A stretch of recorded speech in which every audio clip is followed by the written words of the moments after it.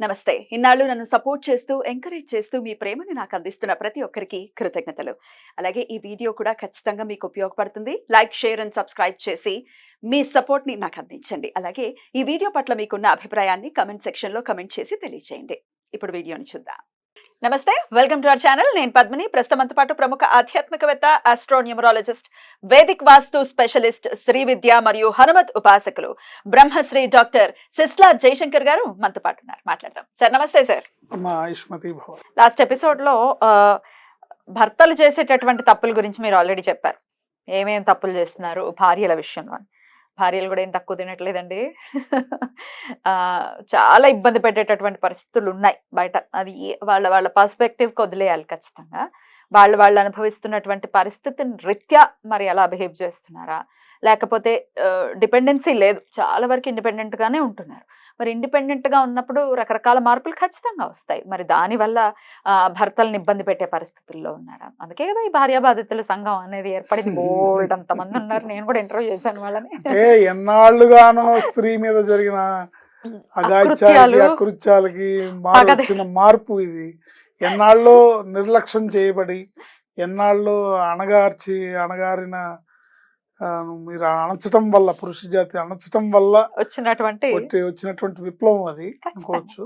కానీ చాలా బాధపడతారు కదా సార్. మగవాడి హృదయం చాలా చాలా సెన్సిటివ్ గా, డెలికేట్ గా ఉంటుంది అనుకుంటాం. ఆకారం అలా ఉన్నప్పటికీ చాలా డెలికేట్ గా ఉంటారు. హ్యాండిల్ చేయలేరు. ఒక్కొక్క మగవాడు అయితే హ్యాండిల్ చేయలేడు. తల్లా పెళ్ళమా అంటే ఏం చేస్తాడు? చాలా ఇబ్బంది పడేటటువంటి పరిస్థితి ఉంటుంది. మానసికంగా చాలా కృంగిపోతారు మగవాళ్ళు.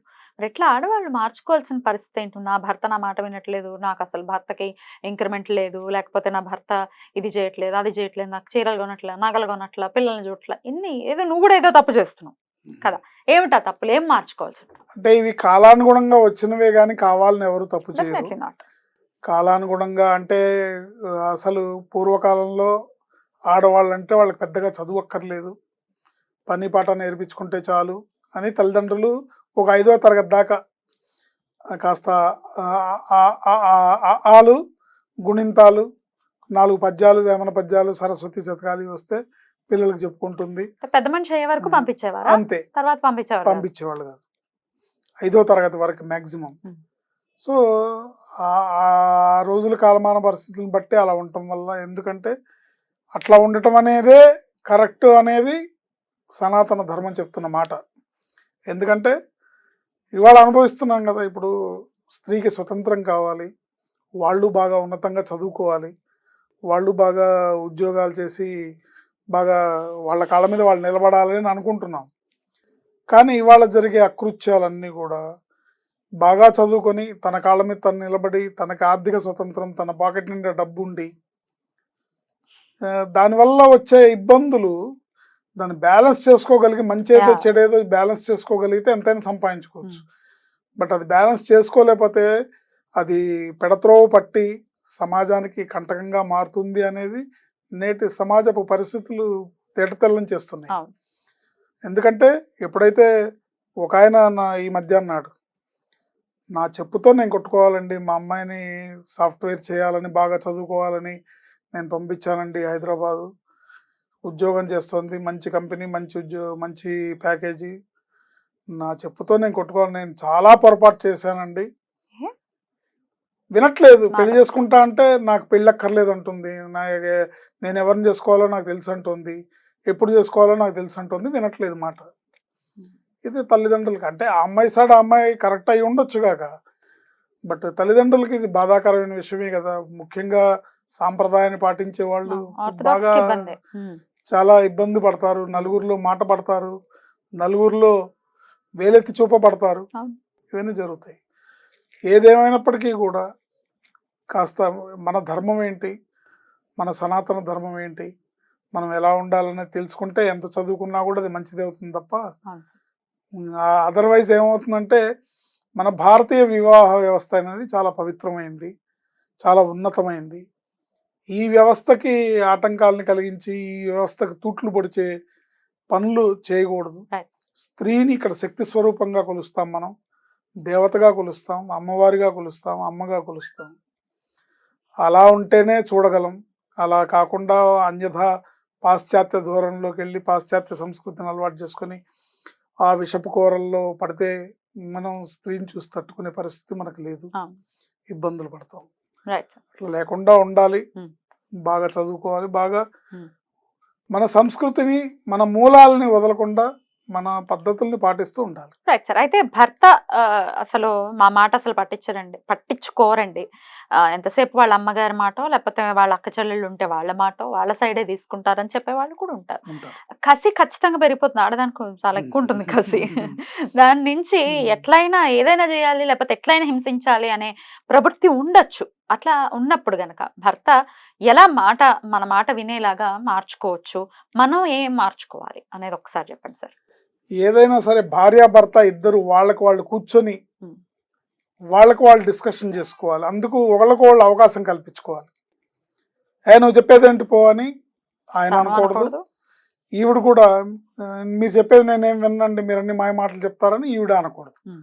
అనకుండా వాళ్ళిద్దరు కూర్చొని మనం కుటుంబం వృద్ధిలోకి రావాలి, మన పిల్లలు ప్రయోజకులు అవ్వాలి, మన పిల్లలు సమాజంలో ఒక మంచి గౌరవ మర్యాదలు తెచ్చుకోవాలి, ఒక ఉన్నతమైన జీవితాన్ని జీవించాలి, ఆర్థిక పరంగా సెటిల్ అవ్వాలి, ఐశ్వర్యవంతులు అవ్వాలి, కాస్త ఆస్తిపాస్తి సంపాదించుకోవాలి, మంచి మార్గంలో నడవాలి, మంచి మార్గంలో డబ్బు సంపాదించాలి. ఇలా అనుకున్నప్పుడు భార్యాభర్త ఇద్దరు వాళ్ళకు వాళ్ళు కూర్చొని అసెస్మెంట్ చేసుకోవాలి. ఎక్కడ లోపం ఉంది, ఎక్కడ తేడా ఉంది అనేది చూసుకోవాలి. ఒకళ్ళకొళ్ళు చేసుకునే నిర్లక్ష్యం అనేది అది మన సనాతన ధర్మం, మన సంస్కృతి ఒప్పుకోదు. ఇప్పుడు మనం గతంలో లాస్ట్ ఎపిసోడ్లో చెప్పుకున్నాం లక్ష్మీనారాయణులని. లక్ష్మీదేవి అనుగ్రహం లేకపోతే నారాయణుడు అనుగ్రహించడు కాబట్టి స్థితికారకుడు సెటిల్ అవుతుంది. అట్లాగే ఇంకో నాణానికి ఇంకో వైపు చూసుకుంటే మనకు మరొక ఆది దంపతులు, ఆదర్శ దంపతులు శివపార్వతులు. శివపార్వతులు అంటే అర్థం ఏంటి? శివుణ్ణి పూజిస్తేనే పార్వతి సంతుష్టురాలు అవుతుంది.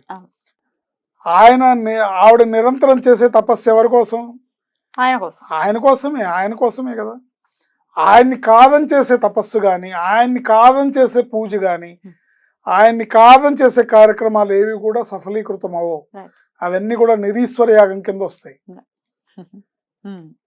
సో ఆయన కాదని ఎన్ని పూజలు చేసినా వర్కౌట్ అవ్వవు, ఉపయోగం లేదు. ఇప్పుడు ఇవాళ రేపు కొంతమంది మనం చూస్తున్నాం, అందరూ కాదు, ఇందులో నన్ను మన్నించండి తప్పుంటే, ఎవరు మనసన్న బాధ పెట్టుంటే కొంతమందిని చూస్తున్నాం కాబట్టి చెప్తున్నాం.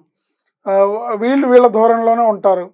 నేను అమ్మవారిని అనుగ్రహం చేసుకోవాలి అని సామూహికంగా లలితా సహస్రనామ పారాయణలో, లేకపోతే సౌందర్యలహరి పారాయణలో, లేకపోతే ఇంకా ఏ హోమాలు వేటుకో వాటికి వీళ్ళ దారిని వీళ్ళు, అంటే ఆవిడ ఉద్దేశంలో తప్పుండదు.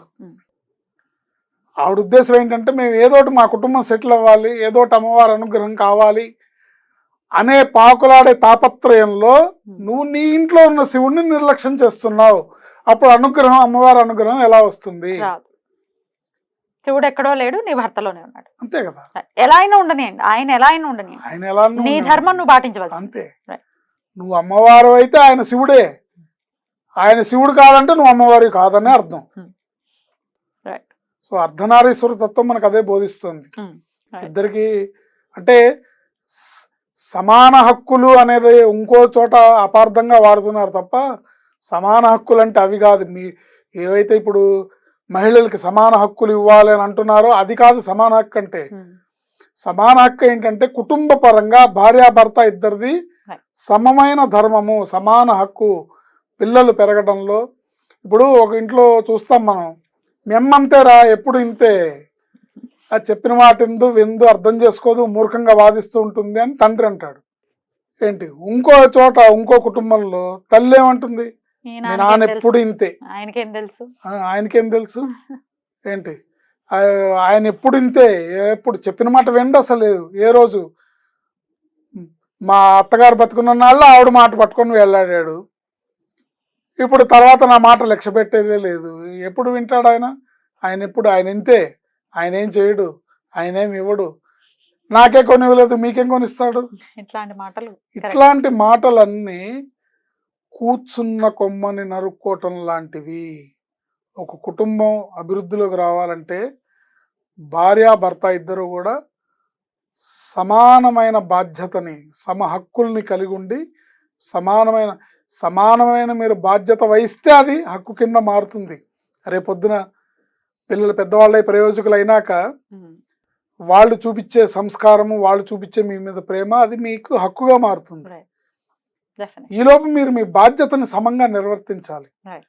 ఏంటి, మనం ఇంట్లో ఆయనకి భోజనం పెట్టకుండా మనం ఎక్కడో ఏవో చేసేసుకొని ఇవాళ అన్నదానం ఉంది, అన్నదానంలో కార్యక్రమంలో పాల్గొన్నాను నేను, లేకపోతే అక్కడ ఇక్కడ ఈయనకి నువ్వు అన్నం పెట్టకుండా ఎక్కడికో వెళ్ళి చేస్తే ఏమొస్తుంది? రాదు. ఫలితం రమ్మన్నా రాదు. అందుకని కూర్చొని మాట్లాడుకొని భార్య భర్త ఇద్దరు ఒక గోల్ కోసం, ఒక కుటుంబం యొక్క అభివృద్ధి కోసం, వాళ్ళు పాటుపడే పిల్లల కోసం కలిసి మాట్లాడి, ఇదిగో ఇది ఇట్లా నా పరిస్థితి, ఇది నీ పరిస్థితి, ఇది మనం ఇట్లా చేద్దాం, మన ఇద్దరం ఒకటే అని గనక అనుకొని ఆవిడ్ని పార్వతీదేవిగా భర్త, ఆయన్ని శివుడిగా భార్య భావించి ఏ కుటుంబం ఉంటుందో ఆ కుటుంబంలో ఎన్ని ఇబ్బందులున్నా, ఎన్ని కష్టాలున్నా ఆ ఆది దంపతుల అనుగ్రహంతో అన్నీ దూరమై పిల్లలు వృద్ధిలోకి వచ్చి కుటుంబం నమస్తే. ఆయుష్మతి భవ.